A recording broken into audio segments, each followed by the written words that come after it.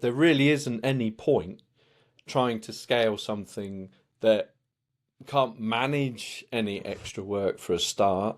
Let's simplify this. We are going to have some fun today. I have Doug Bennett of the Goals Do Come True podcast, and I'm going to let him tell you a little bit about himself. But today we're going to be talking about money goals. And if you've been thinking about, hey, where do I invest in my business? Where do I invest here to help my money grow? And he's also going to tell us one thing the audience needs to know when setting their money goals. So, Doug, how are you? I'm fabulous. You know what? I woke up this morning, and it's always a great start to the day, I've found. It's denied to so many. Yeah, I woke up. Mm-hmm. Yeah. And yeah. Well, it's a miracle we're here in the first place. So, you might as well do what you want, set those goals, and get to it. Absolutely. And that's the important thing. As long as you're not going to hurt anybody in the long run. That's it. But you've got to have some goals. Yes, goals. I'm so big on the goals and the goal setting. So, right. So what would you like to know? Well, tell us a little bit about your podcast. History. The Goals Do Come True podcast. Tell us a little bit about that. How long has that podcast been out there? Okay, so up to around about 230, 240 episodes. So getting close to 4 and a bit years, or nearly 5. It's got to be coming up for 5 years. It's in the top 5% globally, which I'm quite chuffed about. But I'm still not making. That is pretty awesome. Still not making any money out of it, though. But I love that. It's podcasting, though. I mean, you're in it for the love of it, to be honest. I mean, you've got clients, right? Yeah, I mean, the thing about it really is like most of this stuff, like my book as well. It's like it's collateral around your branding.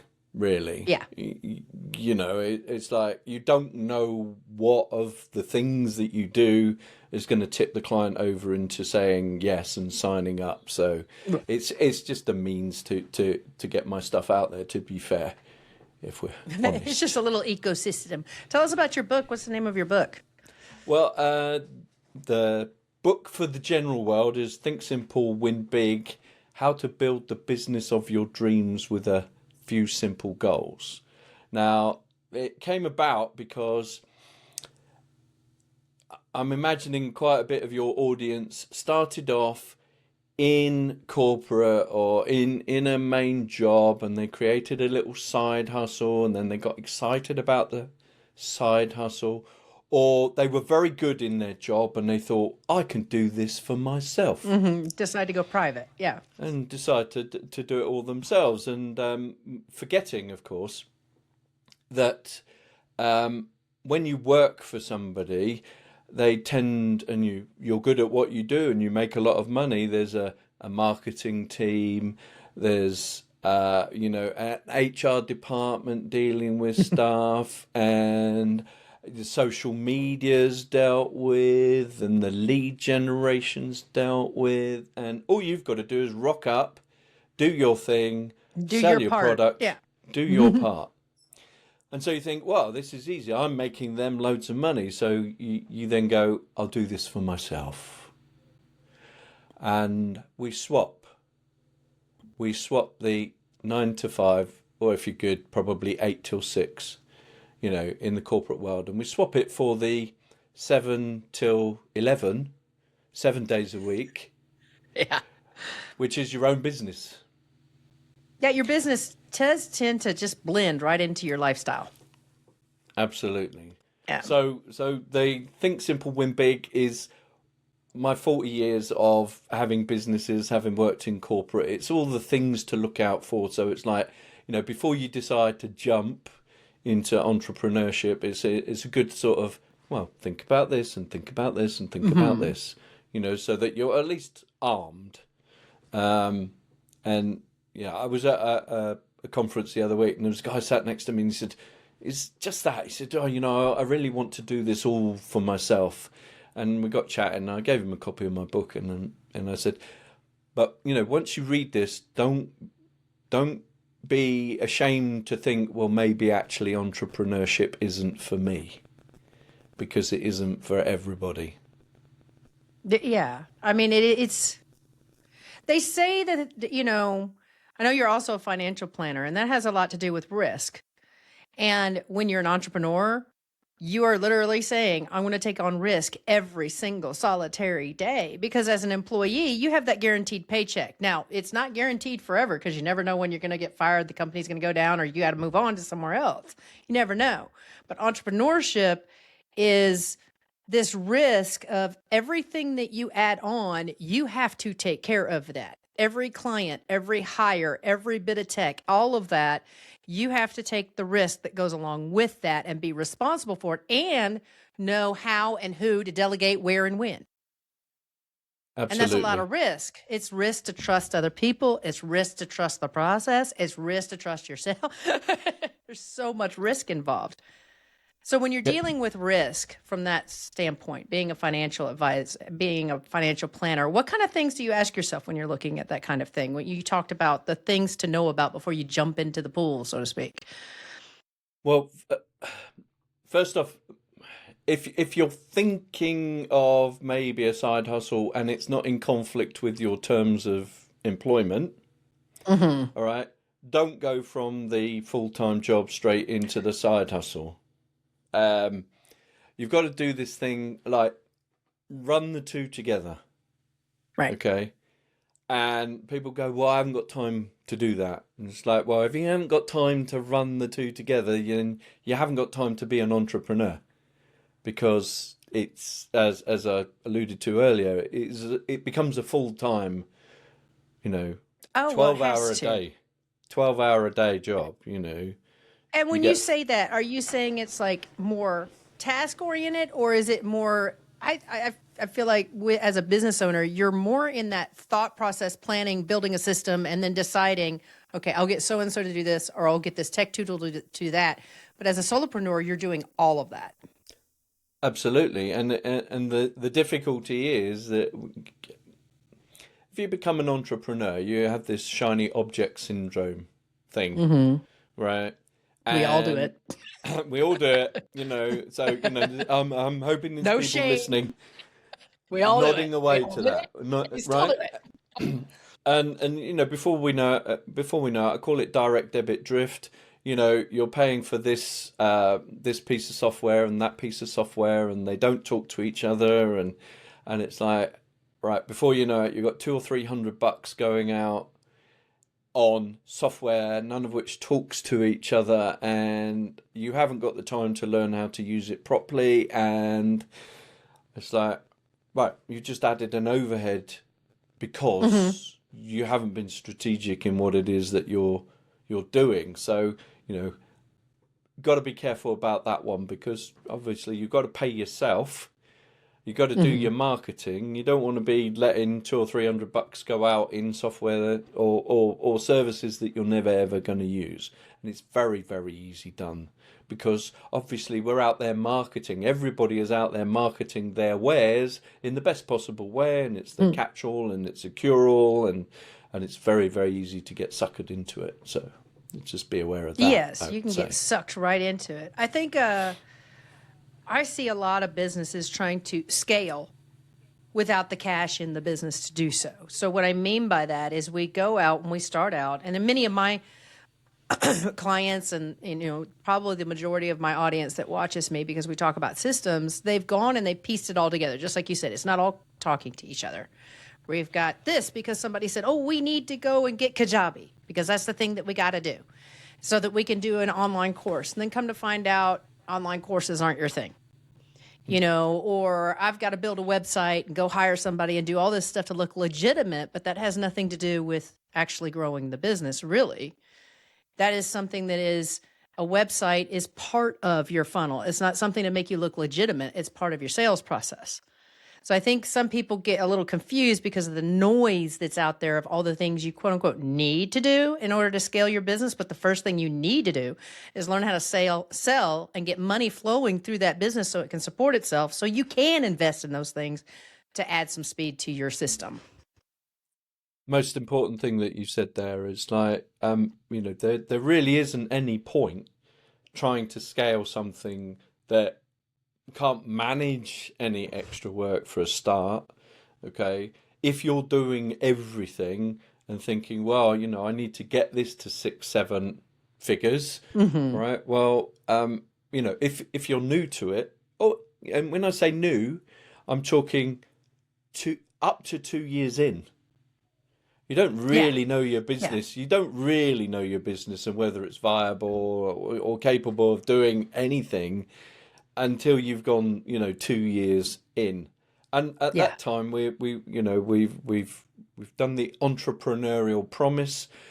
We promised our family the amazing holidays, the new car, and the time off at the weekends, and all the rest of it. All these amazing things are going to happen. Yeah. They're going to happen, and you believe it. Unfortunately, it takes a little while to follow through.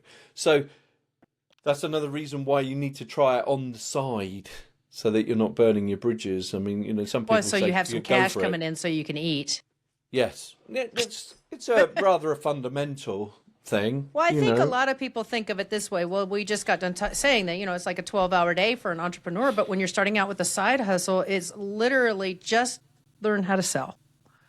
And a lot of my clients have come to me where they've gotten to a point where they've learned how to sell. They can tell if somebody's ready to buy or if they're ready for their services before they even get on the call with them or anything like that, because they've done their due diligence with the market research of their audience. They've done their due diligence around the pricing. They've done their due diligence around their particular needs and how they need to support that person. There's a lot involved in it, because once you sell, now you got to deliver. And there's a lot with that. And on top of delivering and selling, that's a lot. Then add, you want to build a website, you want to build a freebie, you want to build... all that costs money and time. I think that's part of it. But why do you think that because we all do it. We all go through the imposter syndrome. We all go, I got to have all this stuff. I got to have the professional looking pictures and the logo and all the things. And then you get to a point where you start selling and then it's inconsistent. And I think what we do is we put so much work into building the business that we haven't really scheduled time for those moments when we actually have to serve. Mm. And serving is what keeps the money in the bank. Yeah. Because you don't want cashbacks. I think that's what they call them, where somebody's paid you and then like they moan at their credit card company and the money's taken straight from your bank account because you've not delivered. So, that's no good. We have it in the financial services industry. If we sell somebody life insurance, which is very, very, fundamental. If you sell somebody some life insurance, we get paid commission. If they don't keep the policy going for 2 to 4 years, we have to pay some of it back. So, there's no point selling something if you cannot follow through. And so you have to sell it ethically in the first instance, whatever product it is. You also have to believe in it as well. You shouldn't be selling something that you don't believe in. Yeah, people could feel that. Well, they can. They can feel it, and they can also feel when you're desperate.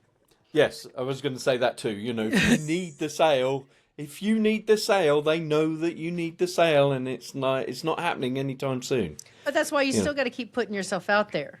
I mean, honestly, because I think that even if you're not making sales consistently and you haven't really sat down and figured out, the sales is not just the end game of making 10K, 20K, 50K, or whatever the heck your money goal is for your business over the long haul. Whatever that goal is, it's not just that. That's just a benchmark. Because the more money you get means the more clients you have, means the bigger problems you have. So you have to look at both sides of the coin. If you're going to bring in 10K, can your business support 10K? If you're going to bring in 20K, can your business do the lead gen necessary to bring in that? And many times we'll have clients that have a full business. They have consistent bookings, even have a wait list, but they feel like the bubble's going to burst because they can't handle it all, and they're not quite sure where to delegate, because I think at that point, and I've seen this a lot in some of those bigger companies, they can't remember how they got there in the first place because they're doing everything to get there. And so that leads us back to your book, because isn't that more about this think simple, win big? That's what I feel like is, break it down to something that you need to focus on in order to get to that next step versus okay, these are all the things to get to that big step. You understand what I'm trying to say there? Yes, yeah. I mean, it is establishing, and you said it.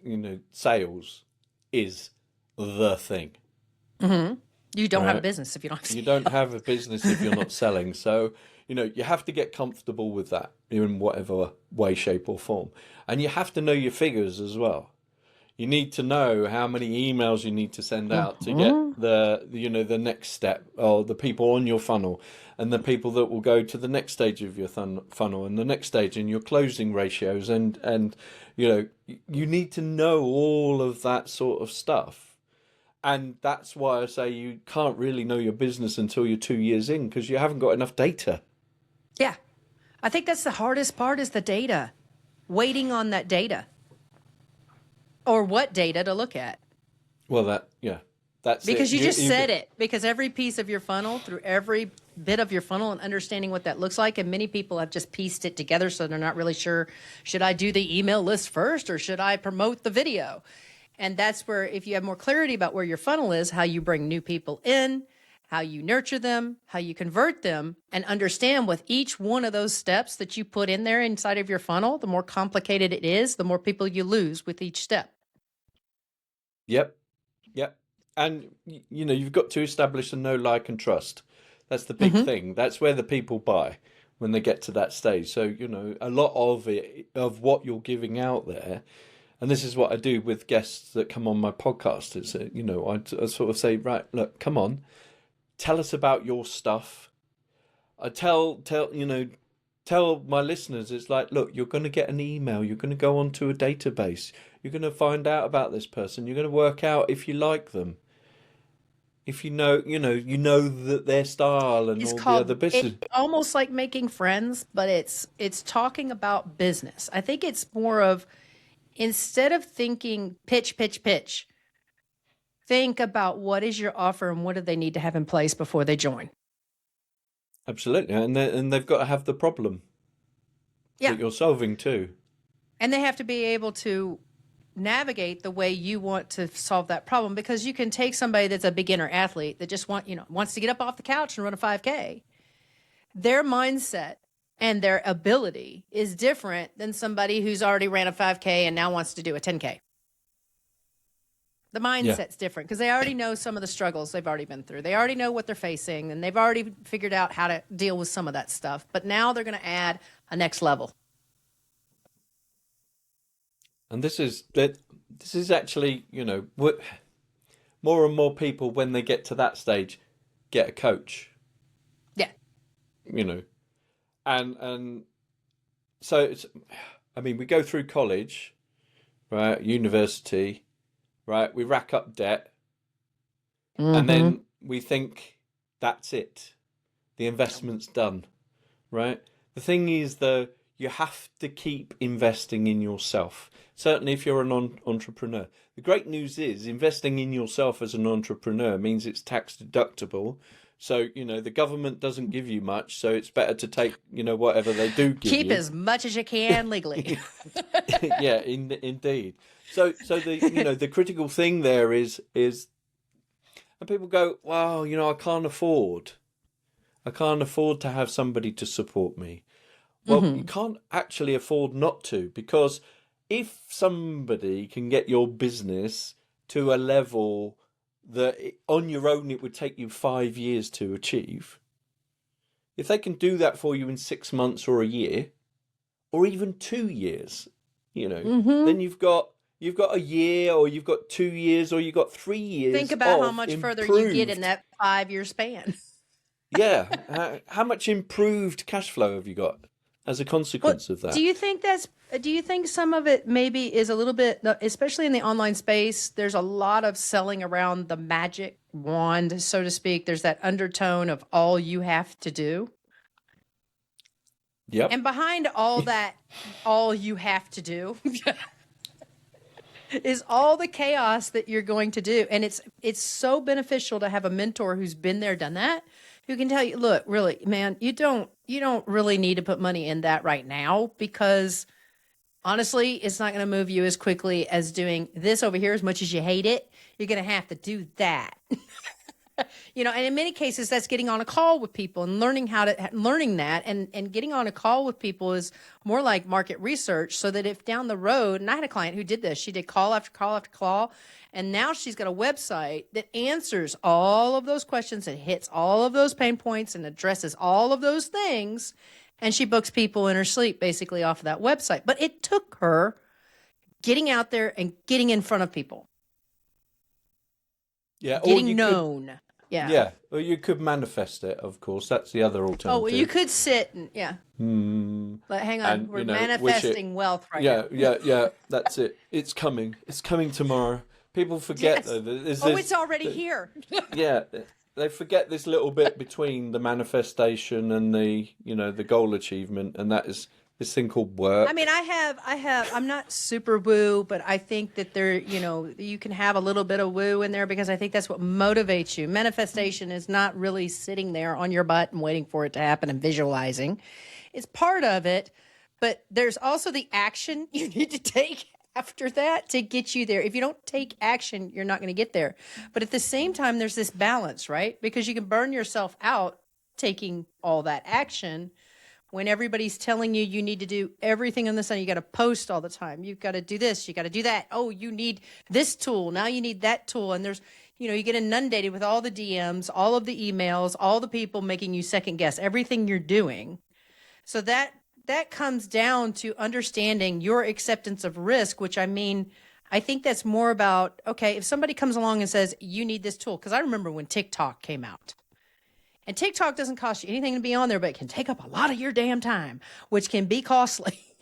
And I remember when TikTok came out and everybody was like, let's hop over there and start buying. And I did the same thing, hop from platform to platform. Oh, this new platform's out, this new platform's out. But you're resetting the clock every time you do that. You're starting at 0 on every single platform when you could be working on one and honing your skills with it while you're selling your business. Absolutely. Most of my stuff is now on LinkedIn because that makes sense. That's your happy place. Yeah. And I, as a consequence of that, I have hired somebody who's a LinkedIn specialist who does all my stuff. You know, and it's like, my sort of stats have gone through the roof. The roof. That's the place. That place up there. Yeah, it's gone through the glass ceiling. We smashed through the glass ceiling. We're at the roof. So it's like, but that's consolidated, and that's what a laser is, isn't it? It's consolidated light. So you just choose your one thing and learn everything that you can about it, and just whoosh on that to start with. I mean, I think what we do is we look at those bigger. And we see them like Hermosi, Sean Cannell, Sonny Lenarduzzi is not near as big as them, but they're well known in their niche. And you look at them and they're everywhere, right? But hey, guess what? These guys are making a lot of cash and they're constantly busy. So they've hired people on these different platforms, but they all started with one. If you really look, they started with one way. And mastered that and then added to it so that they could understand, if I hire somebody for this or if I buy a tool for this, how does it work for my systems and process? You've nailed it there. My systems and processes, as we say in England. But sorry. It's okay. Processes. Excuse my southern twang. but what you have to do is, right, this is how you move that to that next stage, right? You have to write the process down. Yes. You have to do a step-by-step process that a school leaver could follow. Yes. Right? You don't need anybody, they don't have to have a PhD or anything anything, but somebody that it's got to be that simple that a school leaver could follow your process, right? Yeah. So that's got to be your starting point. I think the next thing is to go through 2 weeks of your job and write down absolutely everything that you do, no matter how small. And how long it takes. Yeah, how long it Because takes and that is can good. tell you, well, if I want to, where do I want to spend my time, and where do I want to hire somebody to spend that time, Yes. or that tech, or that's how I figured out what could be automated well, how to communicate with my funnel guy so that he could set it up the way I needed it to. There's a lot to it than just hire somebody. And I see a lot of people hiring people because they don't want to do something, which is fine, but you better know why you want them to do it. Not just because you don't want to, because you could be doing something that, honest to God, doesn't really support your business or your goals in any way. That's it, exactly. But if we go back to the list, right? The list of the jobs, okay? Go through and tick off the ones that you really hate, right? Tick the ones that you really hate. Now, there's a reason that you hate them, right? It's because you're no damn good at them. Or they're tedious, you find them boring. Yeah, or you're no damn good at them, right? Now, the mad thing is, right, you could create a job spec with all of those horrible things on, and there's somebody out there in the world that just loves to do that. Can you believe that? How there are is people that that possible? love boring tasks. Yeah, how is that possible, right? How is that possible? That, aren't we all the same? No, of course we're not. So it's like that becomes your first hire, right? You probably got 40 or 50 jobs that you do, right? Narrow it down to, But the make ones sure that you love. that job is conducive to leading to a sale. I mean, Absolutely. Or it frees you. So yeah, to I mean that's do the big sale. thing. Yeah, exactly. Yes. That's the big thing, is that it is conducive to giving you more time to focus where you need to focus so that you can create the revenue generation you need inside of your business. I mean, we bitch about owners of businesses going out most of the day and playing golf. Guess what they're doing? They're collaborating, they're selling, they're talking business, they're finding out what's going on out there in their industry and other people's industry to see where they can get in there and generate more revenue. They've got people to pay. They've got themselves to pay. They've got their business to pay. It's, and I think the mindset around sales is a little, wonky. People try to bypass it and they want to do the website. But every time you do something like that, you better understand that the website's going to be slower than the calls in conversion rate. Oh, yeah. It's going to be. Because like we said, every step somebody takes, you lose somebody along the way with every step that you have. That's why they say do the calls, start out with the calls, because that's a fast way to do it on social media, is invite people to a call. But I think even that has become, when you see people asking for a call, what are some of the things that you see that tell you, yeah, this guy is just, basically spraying his territory versus actually being of service? Spraying his territory like a mangy cat. This is mine. This is mine. yeah, exactly. Well, it's like it's the DM straight into the call. It's like that's big alarm bells. It's like, hi, buddy. Yeah, the cold DM strategy. Yeah. How on earth? I mean, who told you that this could possibly work? I think it can, but it's done so wrong. I mean, there's no nurture in there. I mean, what I have some clients that are really good, and some people would call it cold DMs, but it's really not, because people would end up in his DMs and he would have conversations. But where he found that he was getting stuck was they would want to spend time in the DMs with him, and he couldn't quite get them to the call. So that's where we tweaked the process a little bit more. I was like, you're coaching in the DMs, that you're giving them free services inside the DMs. You need to move them to the call and keep telling them, we need to make sure that you're a fit. I need to find out a little bit more about you, and the fastest way to do this is on a call. Absolutely. My favorite phrase is, look, let's just get together, all right, and I can see if I can add any value to your situation. Yeah.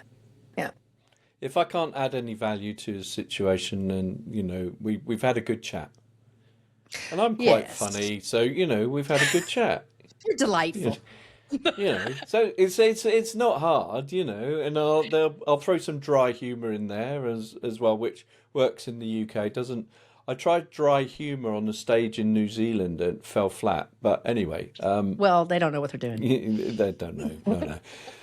But it's like, can I add some value to your situation? If I can do that, then we can take it forward. And if I can't, then, I'll let you know. If I don't think I can add value, then I'll let you know as well, And Let's say for me, I think with mine, because I did so many calls.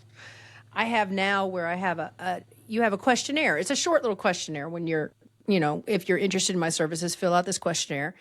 And it expedites the call, because what I'll do is I'll respond back to them personally, not some copy and paste, that basically says, okay, here are the things that I found in your responses, and here are the things that you need to have in place if you're not a fit. Here are the things you need to have in place in order to be a fit for my services. Or I say, okay, here are 3 things that I see that you should focus on. Here's a link to sign up for my program. Here are your next steps, Then once you get into my services, we do another long questionnaire, because up front, I want to know the whole game plan for the next 90 days so we can get in there and start working. I'm more about learning about that person's business than saying, hey, plug this something in there. So when you look at how you serve, I think that was the key. And I think this is kind of what you're hinting at, is when you really look at your offer and how that person needs to go through that offer and the mindset they need to have, the knowledge they need to have in place before they enter that service. Then you can work backwards. Life is just one complete reverse engineer. Yep. You got to start, work out where it is that you want to go, and then, come back from it. Reverse engineer. And that's why it starts with the offer, because that's the thing you're selling. Yeah, absolutely. No, absolutely. And I think that's the other thing, because, you're the financial planner, so you're kind of a numbers guy, because money it tells stories. Really does. It tells a lot of stories. And so when you're looking at those with the people that you've worked with, what's one thing that our audience should need right now when they're setting money goals? So that means, so you want to make 50K. Is there something they need to know along the way? Like, are there benchmarks that they should be looking at in order to get to the 50K? Well, first off, you've got to make it automated. Okay. So you need to know where you are. Yeah. What are we starting with, right? Are we starting with 5,000? Doesn't matter if it's Let's say we're pounds. swinging right around the 5,000. You're almost to 10K, but your ultimate goal is to reach 50K. Okay, so you're at 10K, right? And there's a risk involved. There's always going to be a risk involved. So you need to have your fundamentals in place. So you need to go right back and go look at your bank statements and go, right, how much does it cost me to run my happy home? Okay, I'm twice divorced, right? Happy Me home. too. Right? Got to be a happy home. It's got to be happy. Got to be happy, and you've got to get support from your significant other if you're, in this game, all right? Or, at least put yourself first. Yeah. Well, yeah. I mean, the thing is, you see, if you've taken all of the risk on this endeavor that you believe is going to work, you made the entrepreneurial promise and all the rest of it, you cannot then share with your significant other all of the problems that you're having along the way, because they're going to go, well, I told you so. Why did you give up the 9 to 5? We had a secure income, blah, holidays, blah, blah, Why blah, are you blah, doing blah. all this? Why are you being so risky? Yeah. Yeah, exactly. So another reason to have a mentor, right? It's like somebody that you can lay your bare bones out. And if they've been there already, which one would expect them to. Yeah, they can kind of give you your focus and your compass back. Yeah. But the thing is, right, get your first target is, right, how much does it cost for me to have a happy home? Right? This is gas, electric, broadband, Food. mobile phones for all the kids, the food, running the car, blah, couple of date Mm-hmm. nights, all of that malarkey. Got to build it all in. And you need to have, your first goal is separate, safe 3 months of the cost of that lifestyle Mm-hmm. set to one side, right? Before you even start anything else, you need to get to there, Runaway cash. Yep.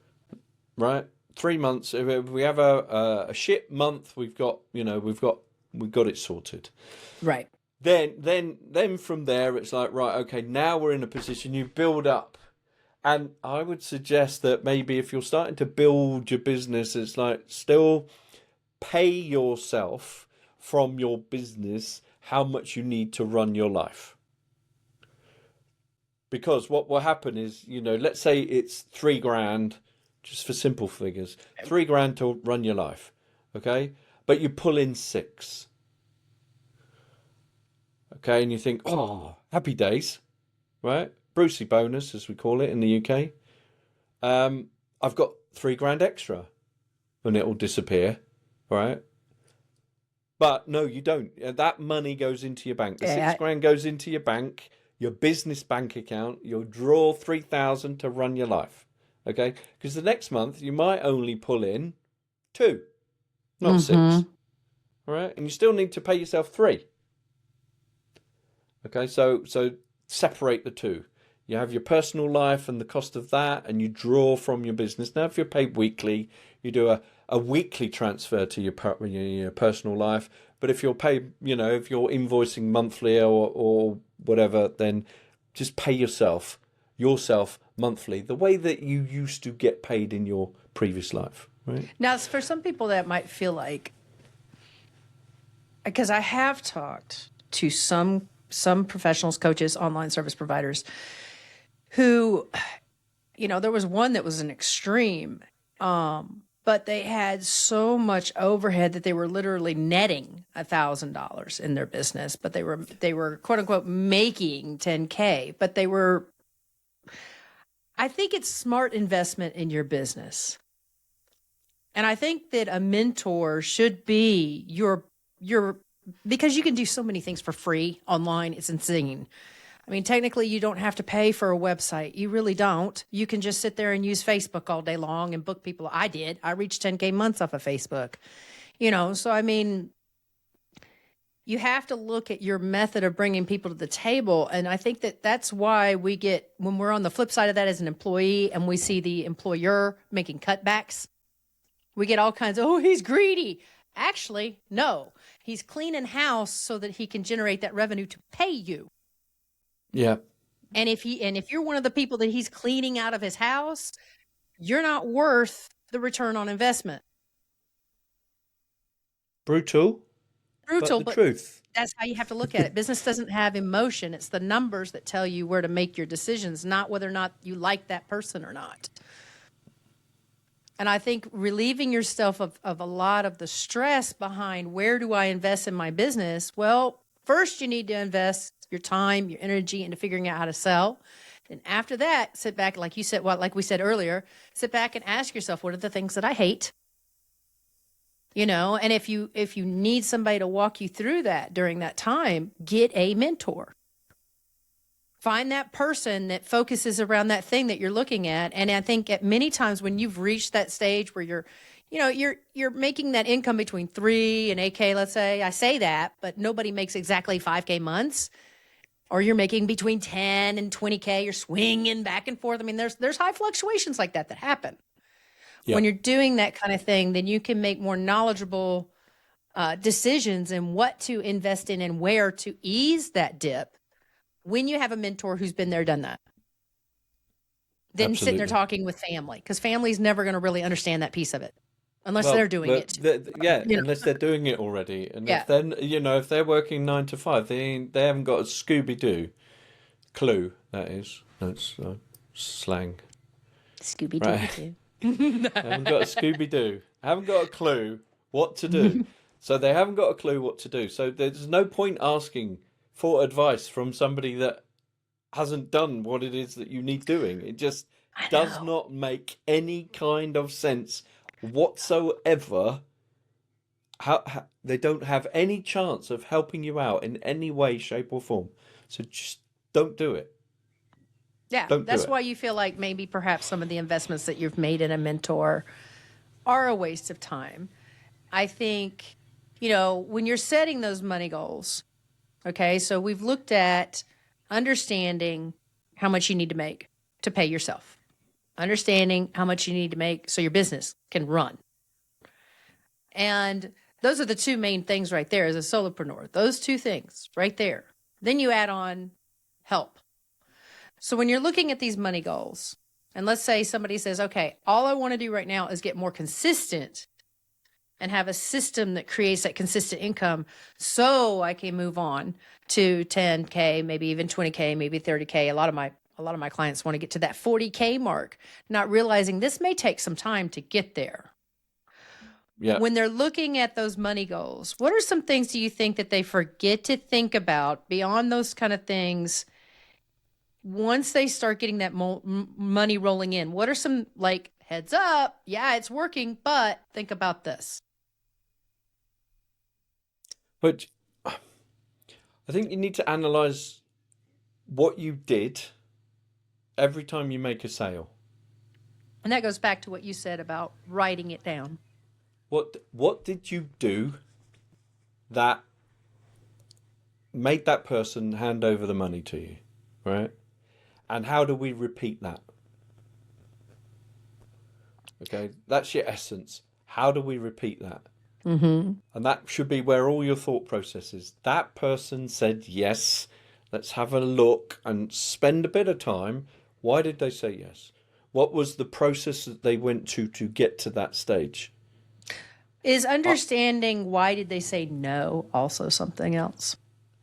That's actually a quicker way to learn because you're going to get more no's than you are going to get Yeah. yeses. The problem with people that say no, right? There's a reason that they said no, but they've said no, so they've almost gone. The damage, not the damage has been done, but Well, they've already made the decision to walk away. they've made the decision, and you've used up all of your energy, and it's like, right, they're out of here. I'm out of here, right?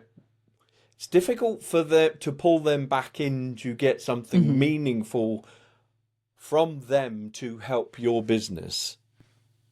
Well, I think Unless you do it bang on when they say no, it's like, right, well, Right, why did you right. say no? right. Well, I think that's where you start asking those clarifying questions like is it the price? Do you need to have some options? That's where you start asking them that, or, I need to talk to my spouse. Well, are there any would your spouse be happy to get on with me? Or there's some questions that he would like to submit that I can answer for you? And sometimes they're You just need to using go it as back an to that excuse to get off. Yeah. Well, you need to get back. You need to come step back a little bit, right? You should not be getting into conversations with people. Right. Right. Now, some people may consider in this new woke world that we live in that what I'm about to say is a bit sexist, right? What? The world's ending. Right. You've got to talk to the man, right? Now, man stands for money, authority, and need. Okay? Who So has the the say so? Yeah. The person you're talking to has to have the money, the authority, and the need. If they haven't got all three of those, they're not going to make a decision. So if you're selling to a couple, Yeah. you have to have the couple there. Right. That's Okay. what I've done that in the past, and they've gone, oh, well, he's right here. That's when you realize, okay, well, we want to talk about this, but he's going to have some questions because he's going to want to understand the risk. That's part of it. Or she. I've had that too, or she. Yeah. It's just a partnership. They just want to talk. Many times, most of the time, my clients have said in calls, oh, I just need to talk to her about the budget and make sure that how much we can pay per month. That's all. He said, I'm definitely, most of them said, I'm definitely willing to sign up. I just need to double check, make sure, send me the link, and I'll set up my payment plan. I'll get back to you with what kind of payment plan I'd like to do. And they do, don't worry about it. They do. You don't have to hold them hostage. But at the same time, I think that hardcore no, absolutely not. You need to sit back and ask yourself, well, was that my ideal client in the first place? Or did I not represent the value clearly? Mm-hmm. That's a good call. That is a good call, because very often it's like, have I missed something? Because, in my head, if I'm selling something, it's a no-brainer. You should be ripping my arm off for this. I know, it's amazing. It's amazing, right? Your whole world will be amazing. But they don't. And, it's like, well, have I not articulated something correctly? Mm-hmm. That's the thing. Or was I too happy puppy? Yeah. There's happy puppy, where it's, oh, come on, it'll be so much fun. Throw the ball. Let's do this. Come on. It's that kind of, and that's where the desperation comes into play, and people go, yeah, it's a little too hungry. Yeah. It's a little too hungry. So tell us where we can find you. I know you have your link up there. It's maybe a little bit cut off. So tell us, do we just type in Doug Bennett, UK superstar, goals do come true? Where do we find you? The problem, right? This is my problem with Google, right? If you type in Doug Bennett, I still haven't got to number one on Google. I should, but my competition is a Canadian singer who died, I think, about 25 years ago, who was the front man. So now I want to Google it. All right, yeah, no, you do. He was the front man for a band called Doug and the Slugs. You're right. That's my competition. He died in 2004. Right? How can that still be my competition? Oh, he's everywhere. Yeah, I know. There you are. There I am. Right. Amazon threw you in there. Yes, bless them. You're not that far down the page. No, I know, but still, and 20 years ago he died. On Spotify. He shows up awful. But I know I found you by saying Doug Bennett, Goals Do Come True podcast. DougBennett.co.uk, mainly because I'm in the UK. Yeah. There's the clue. Really? Are you? Because that accent's a little off. Well, I thought maybe Texas. Yeah, I put it on special. But my podcast, Goals Do Come True, is pretty cool. It's interview based. We had you on the other week, and yes, and I really rambled like a crazy loon. It's okay, because there were messages. There were messages in there. There were messages and lessons and stuff, and it's all good. So that's pretty cool. Goals Do Come True. Just help me get up to 4%, top 4% or top 3%. That would be cool in that regard. But the number one podcast in the world. He just knocked Joe off the top. Yeah, well. I'm not going to hold my breath on that one, to be fair. No, I'm not either. No, I think that's the thing, though. That's a good place. Yeah. Yeah. I mean, that's the thing. It's about finding your little space and your people and doing your thing. Thank you so much, Doug, for joining us. It has been an honor to have you on the Making Business Effortless podcast. Check out the description for more details and join us more here on YouTube.